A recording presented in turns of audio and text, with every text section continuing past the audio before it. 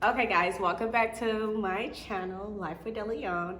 It has been some months since I did a video on anything just because life is crazy and you just never know when it's going to change up. So as you see, the setup is different. I'm no longer in the closet. I am no longer in my bedroom.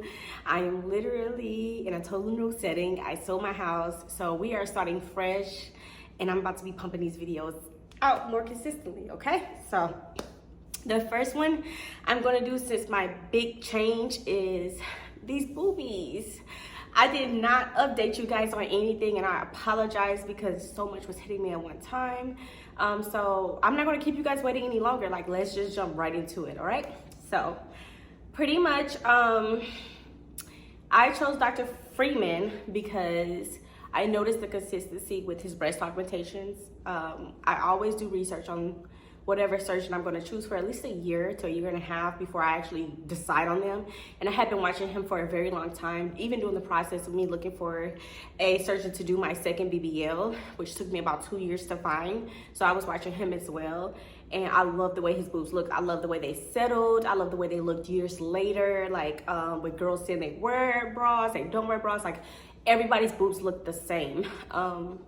And then I also noticed that he did Alexis Sky's boobs, and hers looked amazing. So I'm like, I'm gonna go with this doctor. So I ended up booking him.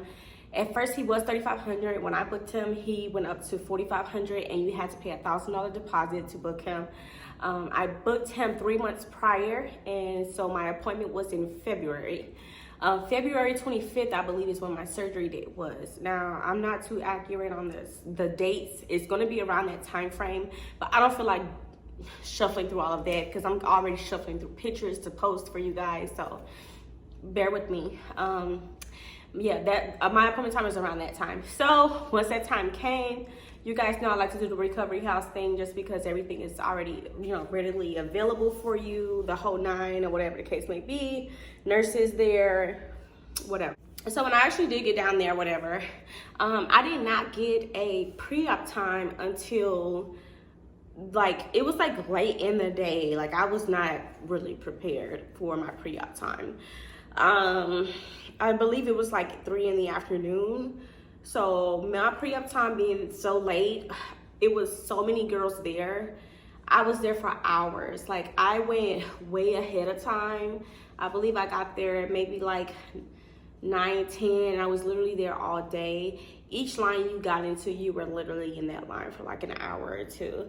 So because of COVID, they can only have a certain amount of people inside the waiting room. And so then if the waiting room was packed, you had to wait outside. So I was outside for approximately 40 minutes. I was able to get inside, get my paperwork right away, fill that out. They make you pay almost everything in cash. There's like ATMs there. Take cash out, take cash out. And so you're paying like everything else in cash. Now I will say, before I went there, they did send me a text message and said they canceled my surgery. And I was like, why would you guys cancel my surgery? And they was like, well, we canceled anyone that didn't pay in full. That appointment was like a week away. And I'm like, well, you guys could have contacted me. I would have paid. I had the money sitting there. So I ended up having to pay for my surgery before I even had it, before I got there, before I saw any other paperwork, all of that. So when I got there, I had to pay for like my garments and different little fees and stuff like that. So all of that stuff is going to have to be paid in cash. And with them, I will say pay your stuff ahead of time so they have no reason to cancel on you, because I just got lucky that they answered the phone this particular time and allowed me to pay. When you get there, you are going to have to purchase these surgical bras. I will post those as well, and you need to purchase at least 2 of those. They're like $20 a piece, I believe, but you can purchase them on Amazon for like $12, let's be honest. So before you go, buy 2 surgical bras from Amazon, and then also the band. Get you one of those bands. It literally just comes over and it snaps in place. I believe they charge $20 for that too. You can buy that on Amazon for like $8. I'm gonna try to post all this stuff myself for you guys to see on this video somewhere here, but there, I don't know. So yeah, so then they do check out your paperwork thoroughly.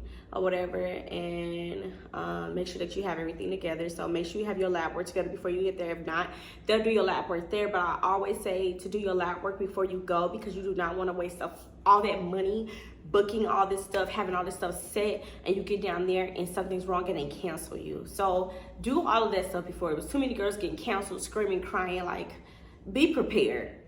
Be prepared with any surgery. Give me an appointment time. My appointment time was 9:30 p.m. Now, you have to remember that this surgeon only do surgeries, a lot of them, maybe 2 or 3 times a week. And the other times they're doing post-op follow-ups, they're doing notes, they're working in their own practice. So they are only at these major surgery centers for a couple of days. At the time, Dr. Freiman was at CG Cosmetics 2 days out the week. So the amount of girls that he was taking in these 2 days were, and I heard this from a very reliable source, that had a connection with the surgery center. And from my own eyes, from what I seen when I was there, 32 girls, allegedly, because just to say, but yes, 32 girls. And from what I seen, it looked like 32 girls. So they gave me my appointment time. I didn't know this at the time. So, you know, they gave me my prescription. I'm just ready to do what I need to do. I got everything together. Now, usually when I go and get surgery, I take Tylenol extra strength, PM, AM, whatever time I want to take. Robe, I have a gown that opens up in the front, and I usually put my robe on overneath, and over the top of my pajamas.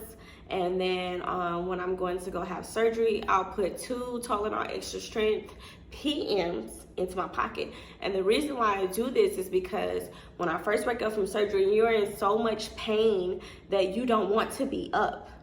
You don't know how that pain is going to feel. Like, I have a very high tolerance, but sometimes the uncomfortability, you just don't want to even deal with it. I prefer to just sleep through it. So I usually just take those, and it usually doesn't even put me to sleep, but it just puts me in such a calm setting that nothing is fazing me. The girl next to me screaming from waking up from surgery doesn't bother me. The burning sensation on my body or the aching doesn't bother me. I'm just comfortable. You get what I'm saying? So I'm getting all this prepared. I shower, all of this stuff, go to sleep. Now, you have to stop eating. I want to say it's 8 to 12 hours before your surgery. Do not quote me on this because it's been a minute, guys. So I apologize that I waited so long that I've forgotten a lot of important steps. But I believe it's 8 to 12 hours. Whatever the time frame is, I remember I got up early enough to eat to where I was comfortable until that time frame. So I get to my surgery time. I get to CG Cosmetics during my surgery time, and I sign in, and it asks you like what doctor you're signing in for and what you're getting and your appointment time. Well, I put 9:30, and I noticed there were 4 other girls that had their appointment at 9:30 as well, which threw me for a loop because I know that it takes about an hour to 2 hours to do each surgery because he's pretty fast. But if you have 4 girls at 9:30, like, what are you doing us in 10 minutes? Like, I don't know. But I was already there. Don't judge me. Like, I was already there. The money was paid. I was ready. I'm like, man, clearly he know what he doing. Like, let's get it over with. So I come back out. I see 4 girls standing in line, and I just said, "Are your appointments at 9:30?"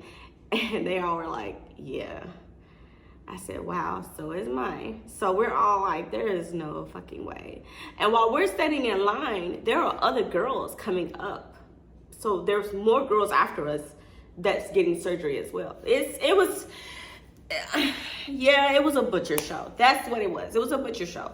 So anyway, we're going in back to back. Boom, boom, boom. Like, it was crazy. I don't even know how they managed to do this, but whatever. They do it, they knock it out. I get back there, now mind you, this is the first time I'm seeing the surgeon. I didn't even see him at pre-op. I saw a nurse at pre-op that just checked over my paperwork, gave me my appointment times, my prescription, that's it. So they had me come in, they had me undressed. They do make you take a urine and tobacco or nicotine, test again, just to be sure. So ladies, remember that. And then the doctor comes in, but before he comes in, his anesthesiologist comes in and asks you a bunch of questions about different surgeries you've had, just the whole little rundown of surgery, pretty much. Okay, so after I get finished talking with the anesthesiologist about the basics of everything, the surgeon comes in. He's like, okay, how many procedures have you had? I'm telling him everything. He's like, okay, so you're good with anesthesia? I'm like, yep. So he's like, okay, well, just tell me what you want. What kind of look you want?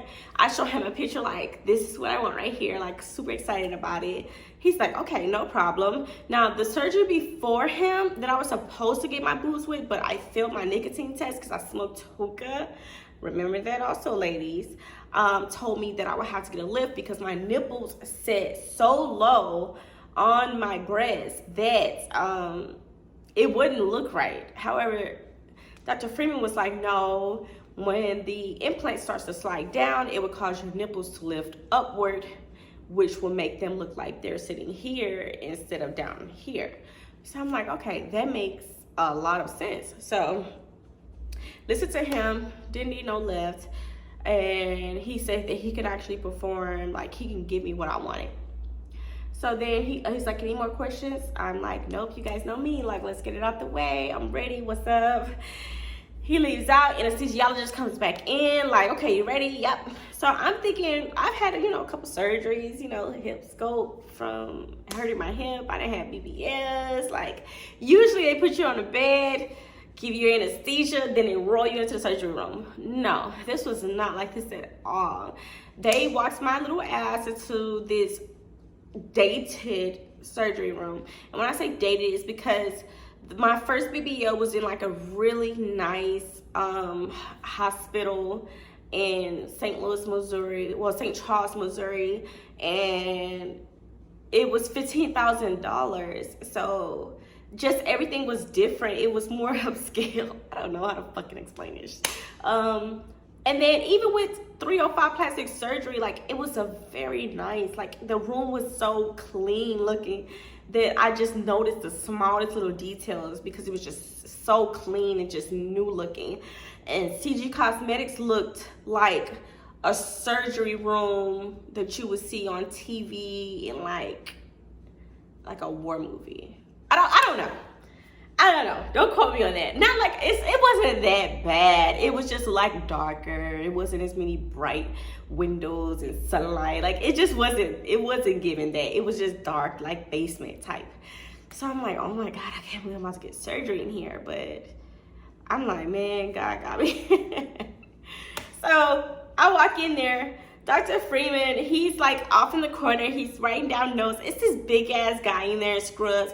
He's just sitting there like this, like a mobster or something. So I'm like, he must be here to turn my big ass over or something. I don't know. So they lay me down. They're strapping me in. So like, ladies, if you are one of those people that freak out with being strapped down, you probably should let them know this ahead of time because they're going to strap your ass down while you're awake. So they're strapping me down, strapping my legs down, and she brings this machine over.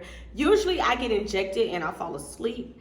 She put this thing on my nose, over my nose and my mouth. It was like, okay, I just need you to breathe in and relax. So because I've had surgery recently, it's going to take me probably a little bit longer to go to sleep because my body's kind of adjusted to it.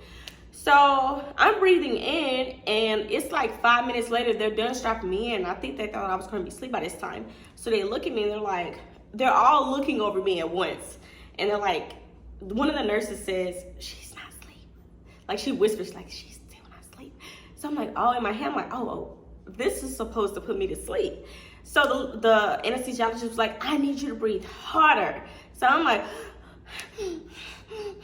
so I start breathing harder, and when I'm breathing, it tastes like, or you know how you could smell something and you just know how it tastes? Like it was like metallic, like metal. I tasted metal, and I immediately was out.